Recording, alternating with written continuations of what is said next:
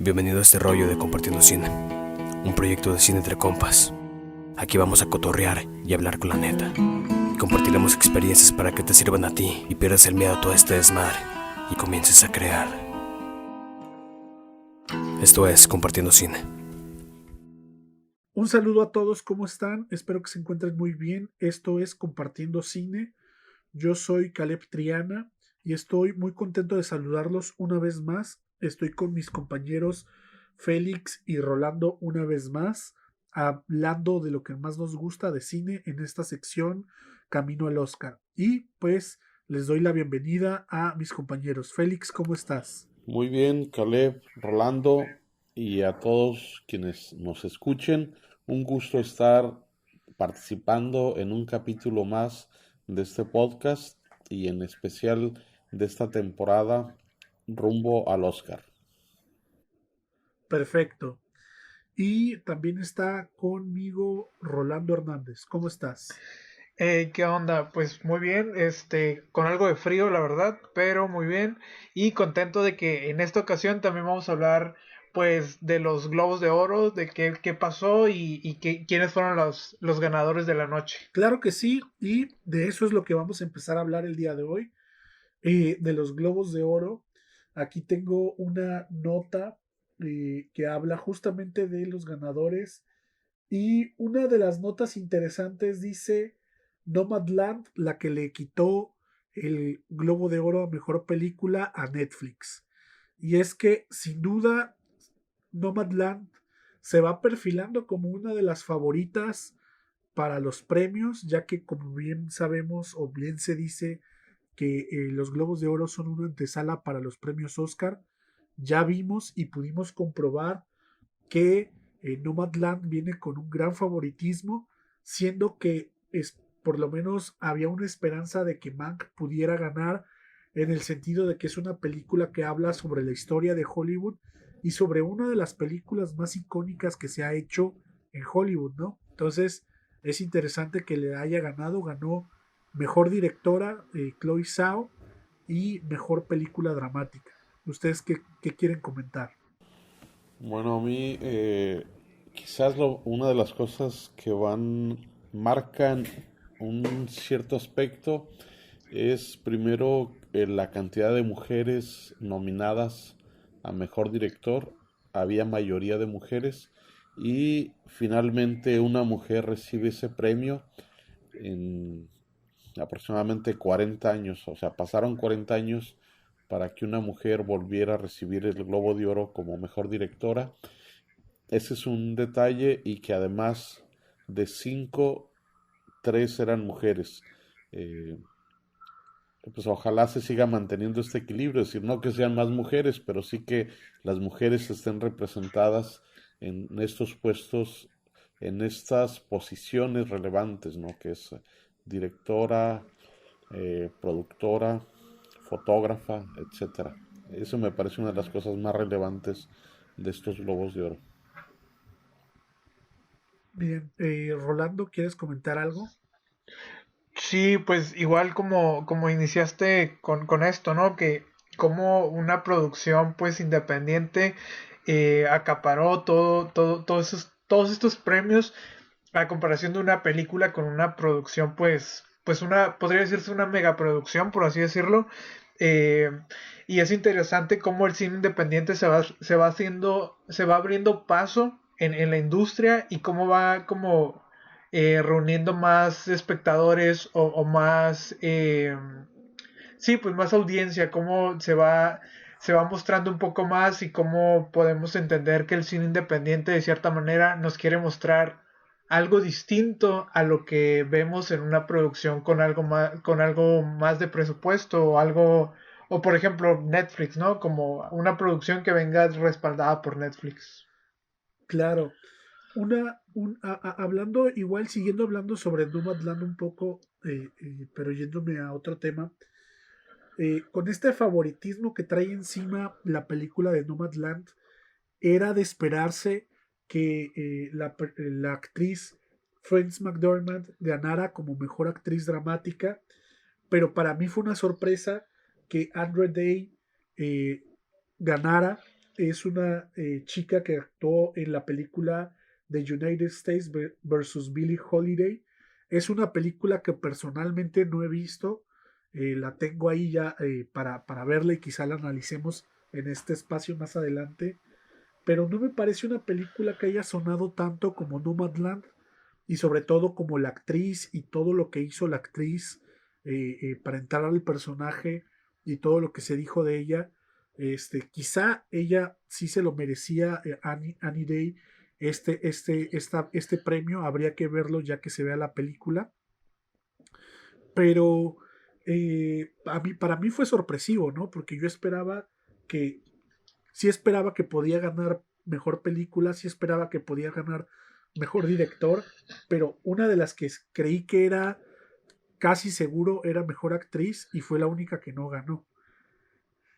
Sí, pues de hecho aquí lo comentamos, ¿no? Todos apostábamos porque ella ganara pues esta categoría o que fuera, que si bien no ganara el Globo de Oro, pero que ganara, no sé, en el Oscar, ¿no? Entonces ahí quiere decir como que hay una fuerte contrincante contra ella. O quizás son cosas que de repente eh, salen son cosas que salen del promedio, por así decirlo, y que a lo mejor ya en el Oscar se iba a ganar y en los demás premios, pero justo en este pues, no le dieron el premio, ¿no? Pero es raro porque normalmente los actores llevan una racha de premios cuando traen una buena película detrás, ¿no?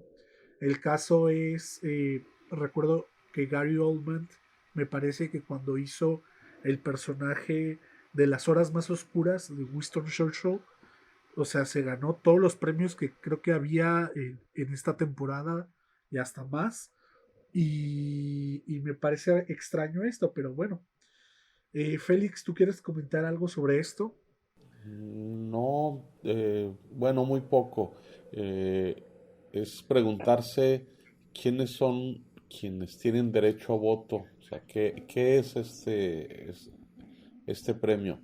Son los periodistas acreditados en Estados Unidos del exterior. O sea, es un número muy reducido comparado con los que votan en los Oscars.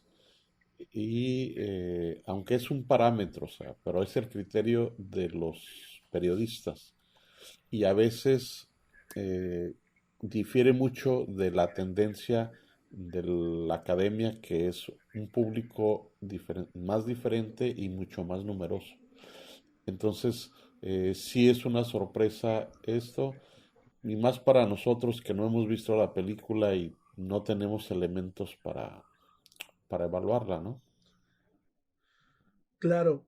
Otra controversia que hubo dentro de las ganadoras y nominadas a estos Globos de Oro en la sección de cine es bueno, ya habíamos hablado de esto hace poco cuando le dedicamos un espacio a la película de Minari, y sucedió, y es que está nominada a mejor película de lengua extranjera, siendo que es una película, y de eso se debatió mucho en redes sociales, siendo que es una película que está producida en Estados Unidos, filmada en Estados Unidos y que su director es ciudadano norteamericano a pesar de que tiene ascendencia coreana. Entonces, ¿qué se mide para que sea una película que esté en esta categoría y no esté compitiendo con las demás? ¿Quién sabe qué va a pasar en los Oscar? Porque, como dije, ya en los Oscar ya premiaron una película que no hablaba nada de inglés, así que tengo esperanza de que esta la van a tomar en cuenta para más cosas, ¿no? Pero no sé cómo lo ven ustedes. Yo creo que esta película, desde el criterio de los Oscar, eh, es más factible que esté nominada a mejor película. eh, Bien, y por lo tanto se abran otras posibilidades. Es decir, si nada más estás en el rubro de película extranjera, quedas en ese rubro. Pero si estás a mejor película, entonces puedes concursar los actores y todas las demás categorías, ¿no? Bien, bien. Sí. Y Rolando, ¿quieres decir algo? Sí, yo pienso igual, creo que sería más factible para ellos que Minari fuera seleccionada como mejor película, pues en general, y así tiene más oportunidad de resaltar un poco la participación de los actores, ¿no? Claro. Eh, en otro tema, bueno, por ejemplo, Daniel Kaluuya gana como mejor actor de reparto, que esta la acertamos la semana pasada que estábamos hablando de esa película. Era totalmente merecida para él, pero me gustaría hablar de otra que es la de la madre del blues, que quien gana mejor actor en película de drama es Chadwick Boseman, que es un actor que falleció hace, me parece que unos meses, no tiene tanto que falleció, pero era un actor muy amado por la gente, por la comunidad, tenía varios fans. Yo tuve la oportunidad de ver la película de La Madre del Blues, eh, y me parece que es una buena película, está muy bien realizada, todo está bien y la disfrutas. Quizá no es una película para todos porque creo que tienes que tener cierto contexto para entender algunas cosas, pero a lo mejor voy a entrar aquí en un tema polémico, pero me parece que la actuación de Chadwick Boseman no era lo suficientemente sobresaliente como para que se ganara el Globo de Oro, y creo que el hecho de que falleció fue que ganó, el hecho de que falleciera fue por el cual le otorgaron el Globo de Oro póstumo, y lo que me da un poco de pena tal vez es que siento que va a suceder lo mismo en los Oscar y le quitan un poco de notoriedad a otros nominados, como el caso de Riz Ahmed, que es el de Son of Metal, que me parece que hizo una mucho mejor actuación en mi punto de vista. Pero por ser un buen actor que tuvo buenas contribuciones en su momento que estuvo vivo, y por rendirle un cierto homenaje, se lo van a dar a él también en los Oscar, así como lo hicieron los Globos de Oro. No sé qué piensan ustedes.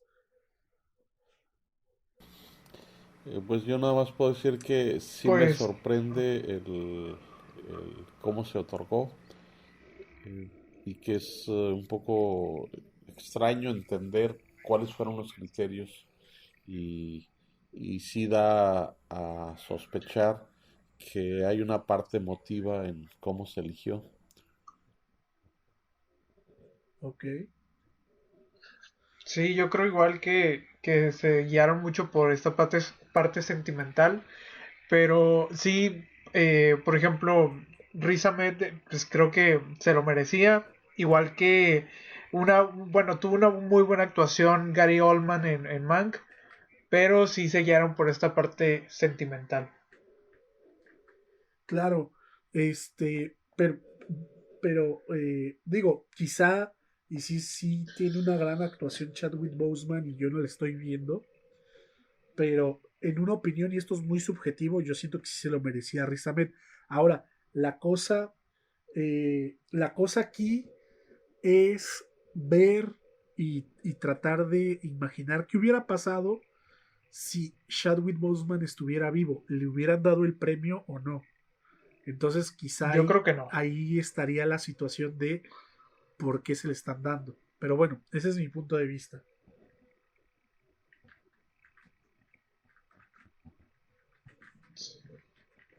Eh, por otro lado, algunas otras películas quizá que estábamos ahí debatiendo como la mejor película animada, yo sí tenía en el corazón un poquito de esperanza que ganara Wolf Walkers. Evidentemente no ganó, le ganó Soul. Pero una cosa interesante es que otro premio que ganó Soul, aparte de mejor película animada, fue mejor banda sonora, y me parece que esa sí la tenía bastante merecida. ¿Cómo ven? Bien, yo aquí veo, en general hubo una competencia bastante cerrada. O sea, no hubo una película que arrasara. Nomadland solo tiene dos premios que son importantes porque fue mejor película y mejor directora, pero ninguna otra película tiene dos, a excepción de Soul, que es la otra que se lleva dos premios. Es decir, en cuanto a cantidad, el empate es Nomadland y Soul, y Soul es esos dos Oscars que yo creo que, como aquí estamos rumbo al Oscar, creo que la de Wolf Walkers sigue teniendo fuerza para los Oscars, ¿eh? Pues sí, yo sigo teniendo la mínima esperanza de que se puede llevar algo en los Oscar, aunque aquí no se llevó nada. Yo soy un poco más negativo y siento que, que no se va a llevar nada por, como lo habíamos dicho antes, ¿no? Creo que por el peso que tiene Disney en los Oscars. Y cabe aclarar que Disney tiene dos películas nominadas. Disney Ah, sí. Pixar tiene dos películas nominadas en los Globos de Oro y también ya tiene las dos películas inscritas en los Oscar, que son Onward, que pasó un poco desapercibida, y la de Soul. Y la de Soul es la que viene con más fuerza, pero aún así es una mínima esperanza por Wolf Walkers porque creo el estudio que es Cartoon Saloon ya ha estado compitiendo varias veces y creo que ha demostrado que tiene potencial, que vaya, ya competir contra una gran empresa como lo es Disney y me parece, y a lo mejor me puedo equivocar, pero Félix creo que tiene mejor el dato que yo, me parece que Disney tiene los derechos de transmisión de los Oscar. Así que eso también yo creo que puede inclinar mucho la balanza. Félix, ¿tú sabes bien ese dato? No sabía que Disney tenía los derechos de transmisión, pero tampoco me extrañaría que sí fuera así. Y lo que habría que entender más a fondo es cómo los aprovecharía a su favor, es decir, eh, cuál sería el elemento que haría, no sé, que tuviera más visibilidad o que llegar más a los posibles votantes, eh, o un mejor financiamiento. No sé, las Claro. preguntas serían más en ese sentido. Es que si tiene los derechos de transmisión, ¿cómo aprovecharía eso para impulsar sus proyectos, ¿no? Bien. Bueno, pues no sé si quieran comentar algo más antes de pasar a platicar un poco y comentar las películas que tenemos para el día de hoy. Pues a mí me gustaría hablar un poco, ya dejando un poco de lado las películas, sobre las series. Que bueno, principalmente quien se llevó a mejor serie dramática fue The Crown. No sé si la han visto, pero creo que lo tenía muy bien merecido. Y creo que también fue pues la gran ganadora de la noche a comparación de las otras series porque se llevó 4 Globos de Oro. Sí, me parece que se llevó dos actrices ganaron por esa serie y aparte ganó mejor serie dramática, si no mal recuerdo. Y mejor actor también. Ok, ok, ese sí me pasó Sí, sí, sí. desapercibido un poco. Pues sí, Y sí. yo no estoy tan al tanto de las series, pero sí estoy seguro de que eh, hubo buena competencia este año. Este, y, y, y pues bueno, quizá más adelante también agreguemos un poco de televisión a esto, pero por mientras hablaremos solo de cine que, eh, que es lo que para lo que nos alcanza. Félix, no sé si quieras comentar algo más antes de pasar a las películas. No solo yo tampoco veo series, veo muy pocas, pero creo yo que estamos en una época donde mucho del talento creativo está en las series. Muchos de los guionistas, los mejores equipos de guionistas participan en series. Los presupuestos que tienen para hacer serie también eso se refleja. Vaya, quizás en algunos años se vea esta época y haya un lugar para las series, ¿no? Yo en particular no las veo por una principal razón. Yo tiendo a ser como compulsivo, entonces empiezo a ver una serie y a veces no duermo hasta que la termino. Estoy pegado ahí 9, 10 horas, lo que dure, y pues termina afectándome en la vida cotidiana, ¿no? Entonces, hace un tiempo yo decidí no verlas o verlas muy pocas, me la pienso muy bien antes de ver una serie, pero este es un momento donde la parte creativa y presupuestos mucho está en la producción de series y eso se refleja en las producciones. Bien, pues sí, de hecho, creo que esta ahorita le están llamando la época dorada de la televisión y sobre todo porque la televisión está tomando una, un ritmo y está adoptando todo lo que las tipos de estructura de narrativa de Hollywood y las mejores historias y todo las están trayendo acá. Y recuerdo que un compañero guionista que trabaja en series me decía, es que incluso hasta para los actores, a veces es más atractivo ya trabajar en una serie, porque en una serie tienes muchísimos capítulos para desarrollar un personaje que en una película solo tienes unas cuantas horas, ¿no? Entonces, lo que está sucediendo con las series es que se están convirtiendo en una especie de películas muy, muy largas, donde tienen estos retos actorales y de narrativa los guionistas para desarrollar personajes muy complejos y que quedan en el inconsciente colectivo de todas las personas, ¿no? Entonces, lo que a mí me gustaría ver es como en su momento, en la época dorada de Hollywood del cine, cómo muchas películas sobresalieron y han pasado el pasar del tiempo y siguen estando vigentes y se siguen siendo referencia películas como las de Chaplin, las de Hitchcock y algunas otras. ¿Qué series van a trascender el tiempo y van a en 10 20 años van a seguir siendo referentes para para próximas generaciones, ¿no? Que a pesar de que ya pasó el tiempo, la sigan viendo y se sigan estudiando. Nada más quiero dejar eso porque creo que valdría la pena hacernos la pregunta, ¿no? Muy bien. Muy bien. Bien, pues pasamos a las películas y para irnos rápido, vamos a empezar con la película de Mank, que podemos decir que Mank es la película, pues la gran perdedora de la noche, porque me parece que no ganó absolutamente nada. Y era una de las que se veían como favoritas, sobre todo por la temática. Entonces, hay que ver qué se tiene.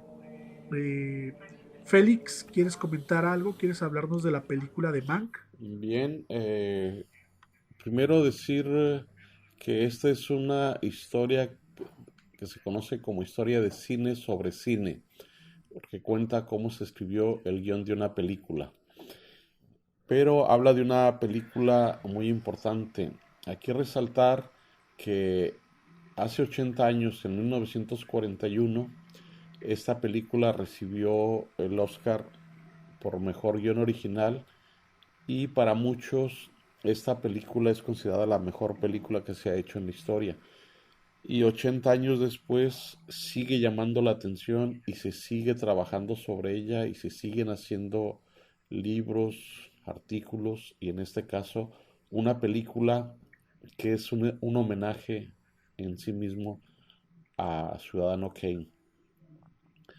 Este es el contexto y yo resaltaría dos cosas. Uno es una manera de reivindicar o de resaltar el trabajo de los guionistas en la creación de una película.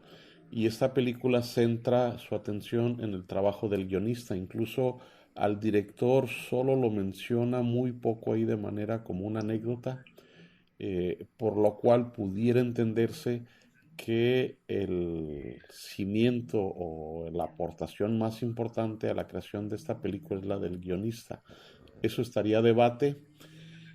Y para mí, como el núcleo, lo que conduce esta historia es una reivindicación de alguien que es contratado para hacer un guión de manera, como le llaman, como un escritor fantasma, es decir, le pagan, pero él no reclama los créditos.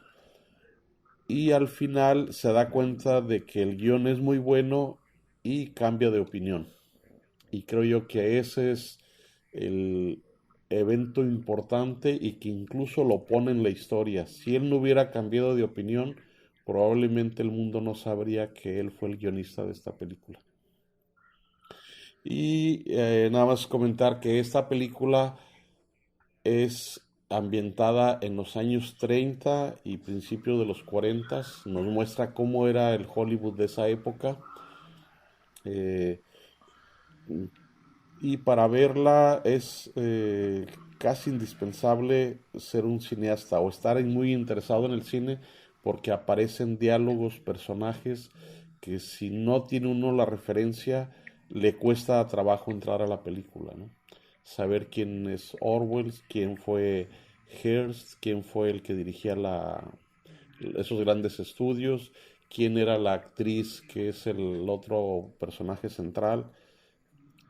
Todo esto, si uno lo entiende, la película fluye y entiende las referencias, algunas bromas, algunos comentarios.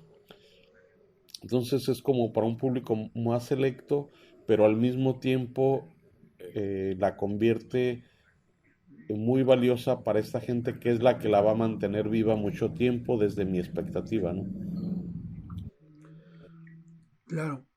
Eh, pues yo ya hice un comentario sobre esta película en el canal, en el canal de YouTube para todos aquellos que nos siguen en el canal de YouTube. Si no, síganos. Hablé de esta película de Mank y hablé sobre la reivindicación del guionista, que es uno de los temas que marca la película. Y pues si gustan pueden escucharlo. Está ahí en el canal de YouTube.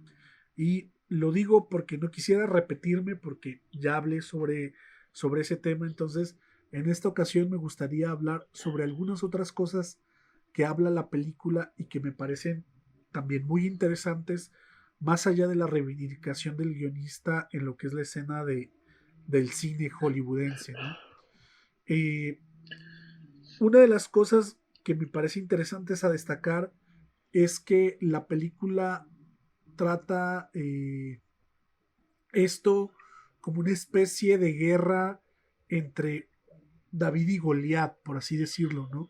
¿Por qué? Porque Mank es una persona que aunque es astuta y tiene ciertas cosas que lo hacen un personaje característico, interesante y todo, es una persona hasta cierto punto menospreciada y que hasta cierto punto él mismo se menosprecia a sí mismo.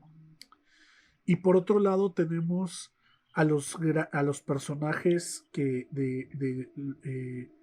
me parece que es Louis B. Mayer y otro que me parece que es que ahorita no recuerdo el nombre, que es un político de Estados Unidos que tiene mucha influencia y que tiene varios dineros, una persona con dinero, que de hecho es de esta persona, quien inspira al personaje de Mank, al guionista en la vida real, para escribir la historia de Charles Foster Kane, pues, del ciudadano Kane. De hecho, dicen que pudieron, y no sé, y de eso de hecho me hubiera parecido interesante saber qué pasa después de que se hace la película, ¿no? Porque estas personas eran personas intocables hasta cierto punto y que las haya puesto en esa película con todo como lo puso, como lo armó, pues no solo hablaba mal un poco de esta persona, sino también ponía un poco en mal, ponía un poco en mal a las personas que los rodeaban, ¿no? Incluso esta actriz que era como la amante, me parece, de esta persona, incluso tiene una plática con ella sobre pues lo que iba a hacer y pues ella le dijo, está bien, porque el personaje no soy yo, es un personaje o algo así le dijo. Y sobre todo, aunque no aparece por mucho el personaje de Wells, de Orson Welles, es el personaje mítico que lo dejan así como muy, muy al fondo, que es el que logra tener el valor, quizá por ser muy joven, quizá por ser una persona nueva que le estaban dando rienda suelta en la productora de RKO, que no le importó poco de qué se estaba hablando y qué era lo que iba a pasar, que se atrevió a hacer esto, ¿no? Esta sangre nueva que le dio el valor a Mank de hablar de esto y de que eso es, ¿no? Y sobre todo de que, y volviendo al punto de la reivindicación del guionista, hasta cierto punto de dónde nacen y de dónde nacen las ideas y de dónde nace la inspiración para crear historias, ¿no?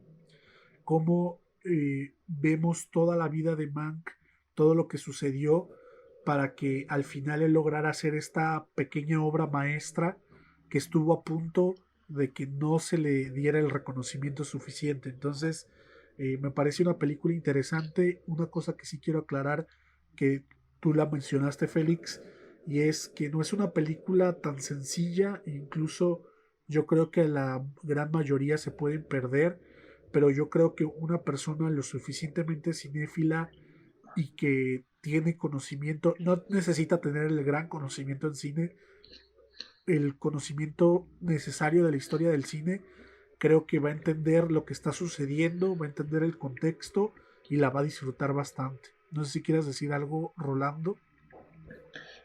Bueno, pues igual creo que ya mencionaron muchas cosas importantes y me gustaría agregar que, pues sí, debes como entender un poco de la historia de Hollywood, principalmente para poder, pues sí, agarrarle el rollo a esta película.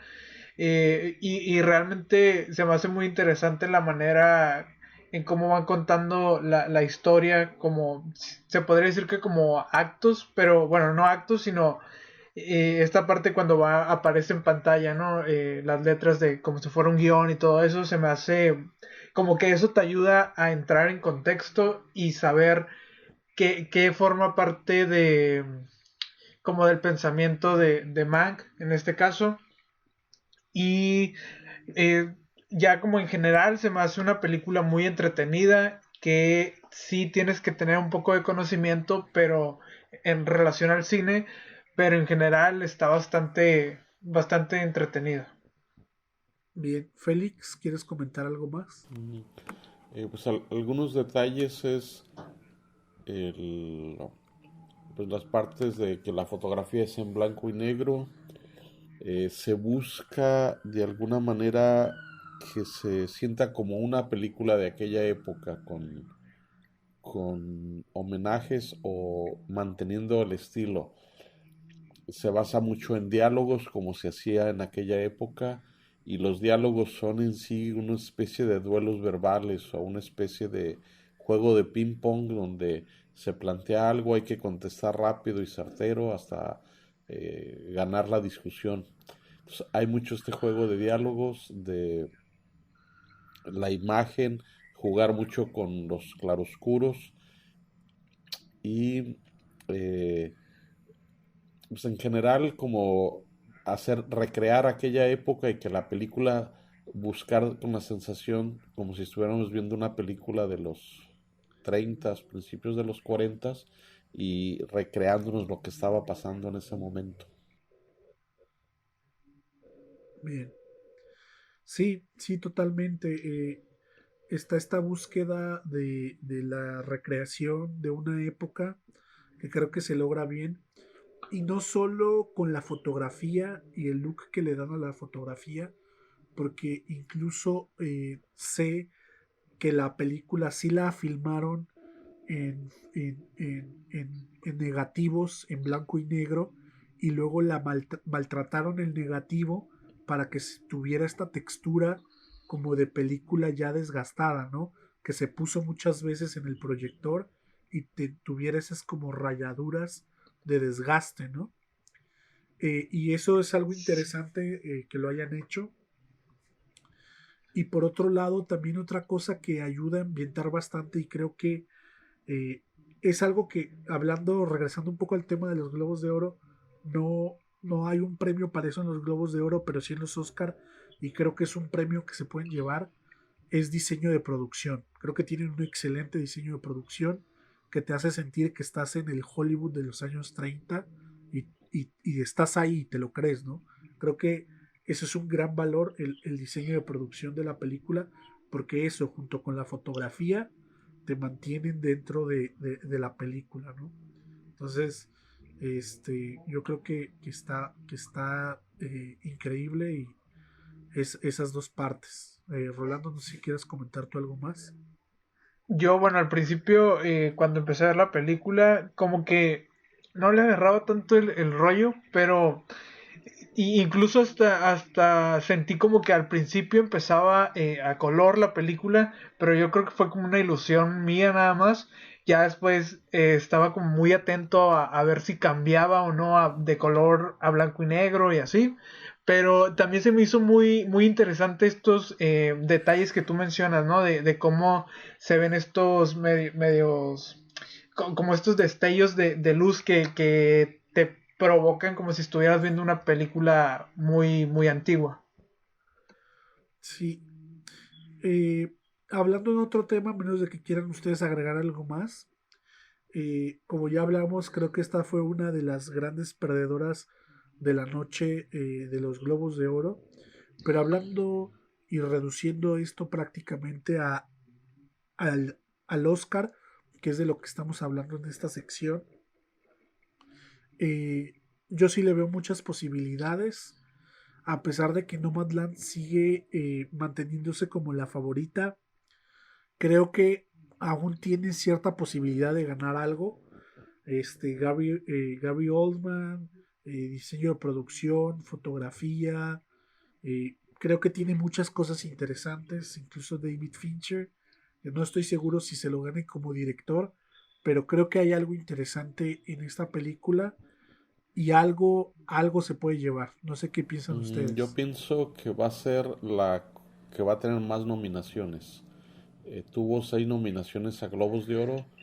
Yo creo que en el Oscar también va a acumular muchas, quizás por ahí cerca de 10. Y ya está por probabilidades, probablemente va a ganar varios. Por ejemplo, el diseño de producción yo creo que va a ser seria competidora para ganarlo. En fotografía, en música, en el soundtrack, etcétera, también tienen muy buena materia para competir. El actor, el director. eh, yo lo que casi estoy seguro en este momento es que va a ser la que más nominaciones va a acumular en los Oscars. Ok. Rolando. Sí, igual creo que tiene varias oportunidades de ganar, pero bueno, desde mi punto de vista, yo la veo algo difícil como en las categorías como un poco más importantes, la veo difícil a que le gane a Nomadland.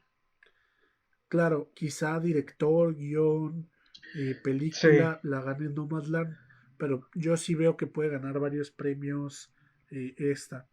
Pues bueno, ni hablar. No sé si quieren comentar algo más, si no pasamos a la calificación. Eh, si quieren, empiezo yo. Yo le voy a poner a esta película un 4.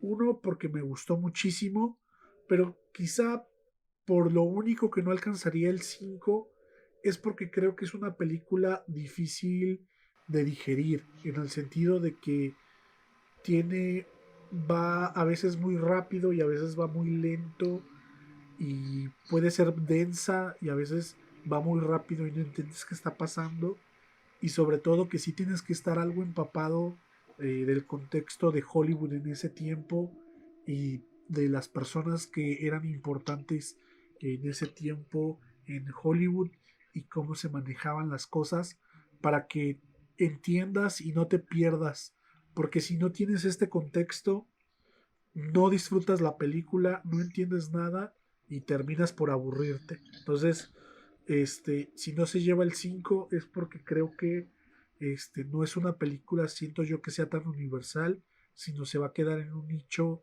de personas que son muy cinéfilas y que tienen conocimiento de la historia del cine. Félix. Sí, para mí es un 3,5.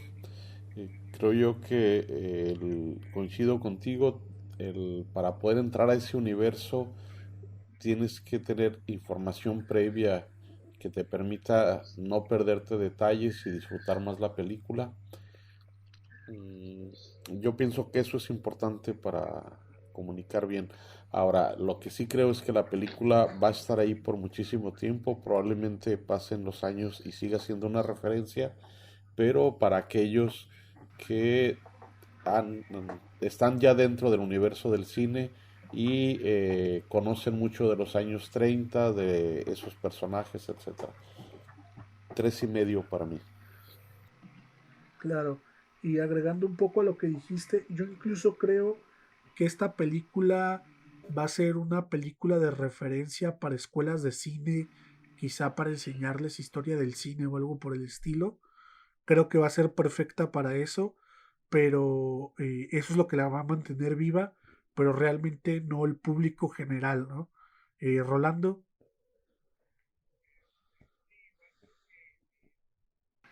También le pongo un 4. Es una película que a mí me gustó mucho, pero coincido con ustedes que tienes que tener algún conocimiento previo a la historia del cine para poder entender a su mayoría la película, porque si no, pues sí te pierdes, aunque creo que esta parte de estar, cuando aparece en pantalla escena tal y todo eso, como que te ayuda un poco a ubicarte, pero no del todo. Debes de tener el contexto para poder entender a su mayoría la película.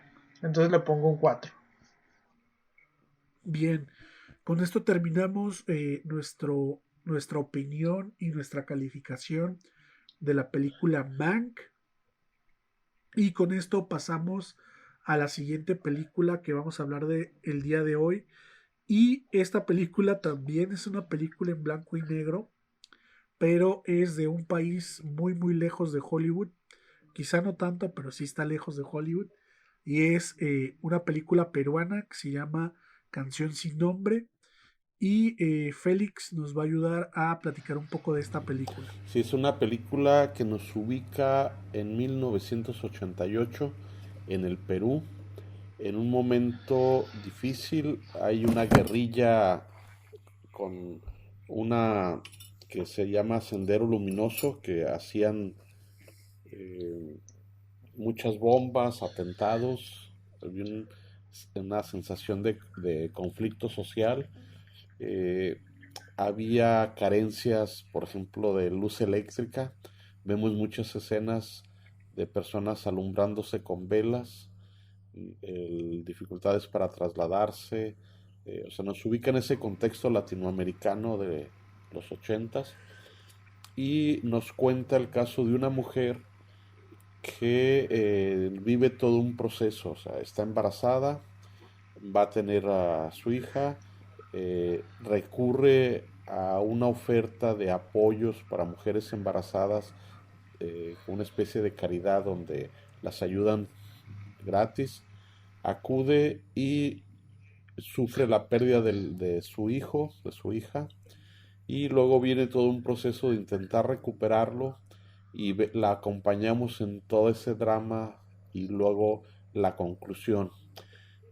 Esa es básicamente la historia y alrededor de esta considero que hay otras dos historias potentes, que es la de un periodista que se interesa en su historia y empieza a investigar.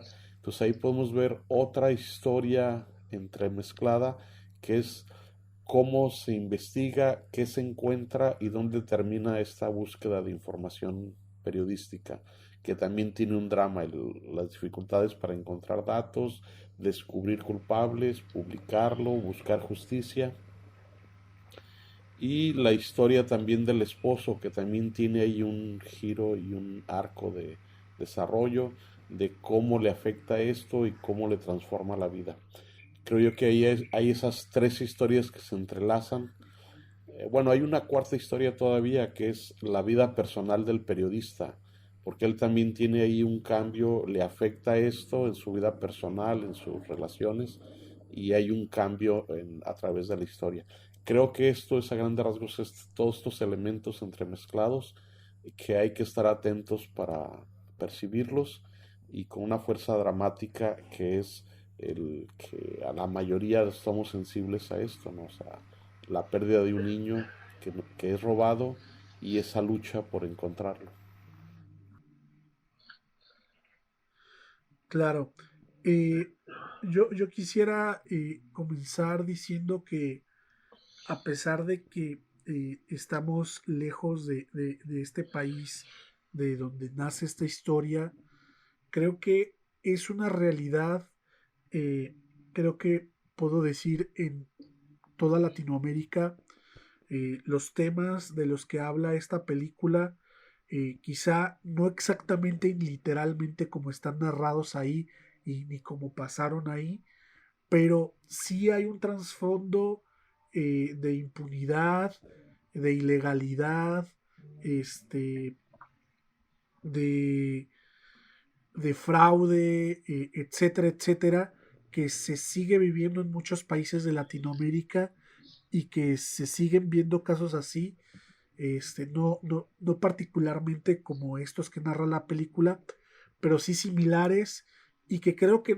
es un bache que todavía como sociedad latinoamericana no hemos pasado, y creo que una película que nos haga ver al pasado para poder ver nuestro presente y ver qué tanto hemos cambiado, me parece interesante y me parece relevante en un momento así, y sobre todo en un momento, en una sociedad como la que estamos, que se está polarizando tanto en visiones políticas más que en apoyar a gente que no tiene recursos, o que está en los escaños más bajos de la sociedad y que no puede a veces valerse por sí misma del todo, ¿no?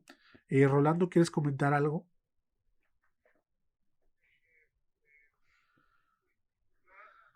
Generales, la verdad, se me hace una película, pues, en sí muy bonita. Creo que tiene una buena historia, que está acompañada por buenas actuaciones, al menos a mi parecer, son buenas actuaciones.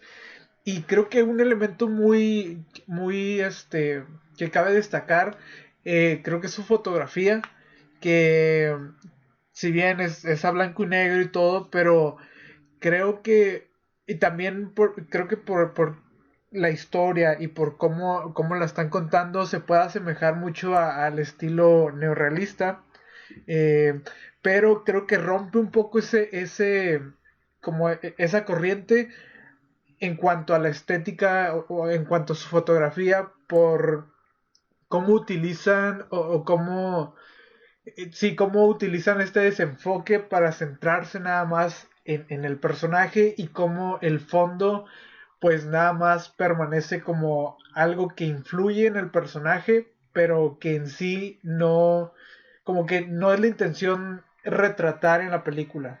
No sé si me explico.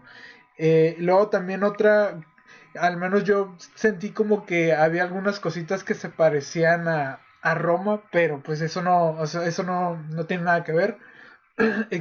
Quizás por como el toque de la historia. Y pues creo que eso en general puedo rescatar de la película. Sí, una cosa que mencionaste, Rolando, es sobre el blanco y negro, y yo quiero recalcar algo además del blanco y negro, y es el aspecto de encuadre, que es cuadrado, el aspect ratio, como le dicen, este, y que tiene unas ciertas viñetas en las esquinas que hace que la imagen no sea totalmente cuadrada, sino que tenga como un cierto borde. No sé exactamente y quizá me gustaría hablar con la directora para saber el por qué eligió esta estética, eh, tanto blanco y negro como este tipo de recuadro para la película. Creo que tiene muchas maneras de interpretarse, pero a mí en un momento muy específico de la película, que a lo mejor esta no fue la intención de la directora, pero a mí me dio la sensación de estar viendo una especie de policial de los 40, 50 por esta mezcla de grises y oscuros, luces, sombras, y el cuadro, ¿no? No es necesariamente así, pero sí creo que estamos ante una película que, si bien no responde a un género en específico, pero sí tiene algunos pinceladas de este tipo de géneros como el policial o el thriller o el cine negro, eh, pero está muy bien ambientada en un contexto latinoamericano, en un país que es Perú, en una época que es los ochentas, en un lugar muy específico. Y lo último que quizá quisiera decir antes de que alguien más tome la palabra, y es, eh, me parece que lo dijo Guillermo del Toro, y es, una película se puede volver universal cuando habla de algo muy particular, pero que puede la mayoría de las personas entender eso que está sucediendo o se pueden familiarizar con eso.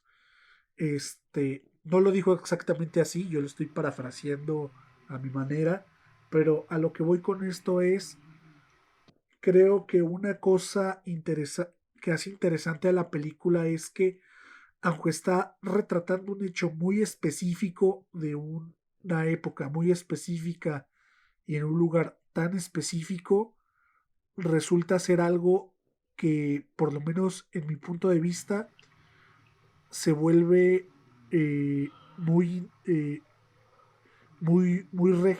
se extiende a toda Latinoamérica, y creo que al menos, quizá no sé si sea universal, pero al menos en Latinoamérica es algo que vivimos y que seguimos viviendo, y que para mí eso es lo que hace, muy entre comillas, universal la historia. Félix, ¿quieres comentar algo? Sí, primero pues congratularse con la directora ya que es su primer trabajo, su ópera prima y pues es una manera impresionante de tener un primer trabajo. Tiene 32 premios, 20 nominaciones y con posibilidades de estar nominada en los Oscars. Eh, y es un trabajo también muy de autor porque ella participa en varias facetas, es decir, participa en la elaboración del guión, aunque el crédito es de un guionista, pero fue un trabajo en conjunto. Trabajó en la edición, trabajó en la producción, o sea, es una película muy de ella, pero al mismo tiempo con un recorrido impresionante. Y algún mérito que tiene probablemente que le ayudó a esto es que es una producción donde participan 4 países, es Perú, España, Estados Unidos y Chile. Esto ayuda en la medida en que cada país que participa pues tiene oportunidad de participar en sus eventos, en sus festivales y poder llegar a esos públicos, ¿no? Entonces resaltar el trabajo de la directora, ¿no? Que es muy autoral, pero al mismo tiempo me parece que es como hacer una ópera prima soñada, ¿no? Que tengas muchos premios, se te reconozca y que estés tocando la puerta de los Oscars. Sí, al menos en mi punto de vista, creo que habla muy bien de ella, de su trabajo, y sobre todo de lo que podría ser su futuro en la industria del cine, Y pues eso ya dependerá de las decisiones que tome ella, pero creo que si toma el camino de seguir haciendo este tipo de películas tan eh, autorales como tú mencionabas, Félix, y de temas que a ella le interesen y que no se vaya quizá por un tipo de cine más comercial, creo que va a hacer que ella se cree un estilo como a muchos otros directores que ya ahorita son reconocidos, que tú sabes que ves una película de ellos y sabes que es de ellos, aunque quizá no hayas visto esa película, pero la ves en la tele o te la encuentras por ahí y la empiezas a ver y dices, es de él, ¿no? Y ya ves los créditos y sí era de él, ¿no? Entonces, creo que ya está creando un estilo, eso habla bien de ella y creo que habría que esperar más películas para ver cómo lo va desarrollando también, ¿no? Y ya que también mencionaste el tema de los Oscar, pues es una película que está prenominada a los Oscar, junto con otras películas muy grandes y muy interesantes, como lo son la película Ya no estoy aquí de México, La Llorona, que es de Guatemala, me parece, la película de Another Round, entre algunas otras, solo menciono estas porque creo que son las que al menos a mí me llaman más la atención. Entonces, este, ¿tendrá posibilidad o se quedará prenominada? Porque al menos, y hablando de los Globos de Oro, estrictamente no estuvo ni Ya no estoy aquí, ni esta, nada, solo estuvo la de La Llorona, que es la guatemalteca, pero eh, hay posibilidad de que estén estas tres latinoamericanas compitiendo en los Oscar, o puede que solamente haya un lugar de ellas y hasta como está en este momento, pues las tres están compitiendo, ¿no? Entonces son una especie de rivales hasta cierto punto, aunque les deseamos lo mejor a todas, ¿no? Pero hablando específicamente de esta película, ¿qué esperan? Para empezar, va a ser nominada y suponiendo que sea nominada, ¿qué expectativas tenemos de que pueda ganar el Oscar? Híjole, Bueno, pues adelante, adelante, Rolando. yo creo que, ok, yo creo que sí, sí tiene posibilidad de estar nominada, pero a comparación de sus contrincantes, pues creo que no tiene oportunidad de ganar en sí el premio. Ok, es Félix. Yo le veo pocas posibilidades de que alcance una nominación. Eh, es un tema muy sensible, pero eh, creo yo que no alcanza la manufactura que alcanzan las otras películas. Cuando tú las estás viendo, cómo te conducen, los recursos y demás. Esta creo yo que me acerca a mí a una película más tipo documental, tocando un tema muy sensible, importante, pero para mi apreciación, las fuera de la historia y del personaje con su pérdida y lo que te transmite esa actriz, porque a veces nada más con el silencio bien, sientes, te transmite que está sufriendo, que está teniendo una nostalgia, o sea, eso es muy potente. Pero las otras historias paralelas siento que les falta trabajo, que les falta desarrollo cinematográfico. Y creo que esto la limita frente a los otros que de eso sí desarrollaron mucho más aspectos, ¿no? Sí, de hecho yo estoy de acuerdo contigo, Félix, en eso. Hay algunas partes de las historias alternas que siento que no terminan de cuadrar bien, o incluso de manera muy muy personal siento que si hay escenas que se omiten de la película, la historia principal no se ve nada afectada y puedes continuar hasta el final sin ningún problema. Pero ese es ya un punto de vista externo. Ya quien hizo la película sabrá por qué puso cada cosa, ¿no? Pero es un punto de vista y bueno. Bueno, no sé si quieren comentar algo más. Si no es el caso, pues para pasar a nuestra Yo nada más calificación. resaltar el trabajo. Perdón. Sí, yo, Adelante, Rolando. Ah, ok, bueno. Yo quería agregar como. Yo creo que puede estar nominada esta película, pero sí, creo que puede estar nominada más que nada por la línea que está siguiendo la academia, ¿no? Por ser un poco más inclusiva y todo este rollo. Quizás por esa parte puede estar nominada, pero en cuanto a las cuestiones como más de narrativa o de desarrollo de personajes, ahí tienen un poco más de razón ustedes, que en esa parte tal vez no quede nominada. Sí, nada más Félix, resaltar el trabajo de la actriz. No es actriz profesional. Ahí sí hay se vincula mucho con Roma, donde el personaje central no es actriz profesional, aunque muy bien dirigida por Cuarón. Acá la actriz es una estudiante de antropología que acepta hacer este proyecto, modifica su físico, creo que aumentó 15 kilos para dar esa caracterización, y su trabajo sobresaliente, que sí te transmite con la mirada, con las expresiones, lo que está viviendo el drama, y es sobresaliente. Yo creo que cinematográficamente ella carga con un porcentaje altísimo de la película, ¿no? El otro coprotagonista, que es el periodista, se le ve más oficio, cumple, pero al mismo tiempo también lo vemos un poco más frío, más distante, ¿no? claro, bien. Pues ahora sí, si quieren pasamos a las calificaciones. Puede empezar Rolando. Ok, bueno, pues yo le voy a poner igual un 4 igual que a Mank. Eh, sí me gustó y son de esas películas que la verdad también me gusta ver.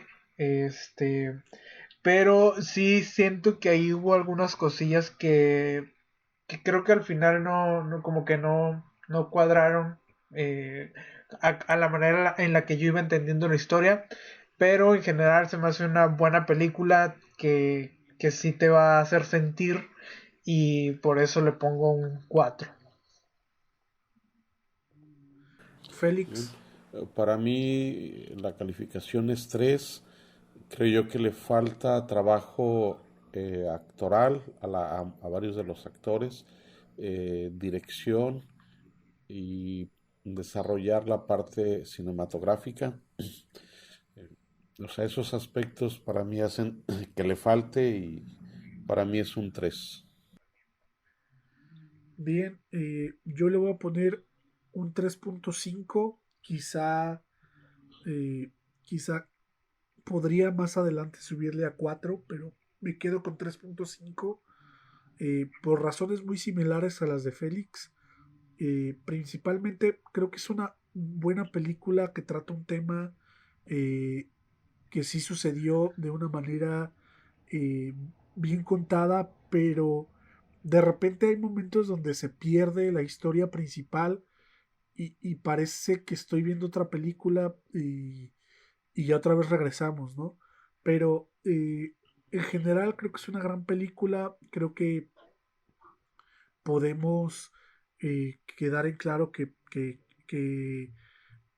que es una buena película, pero hay que ver y creo que puede ser para la directora, que es su ópera prima, puede venir aún mejores películas, pero para mí es un 3.5 y pues bueno, eh, así lo dejamos para el día de hoy. Terminamos con nuestra análisis y opinión de la película Canción sin nombre.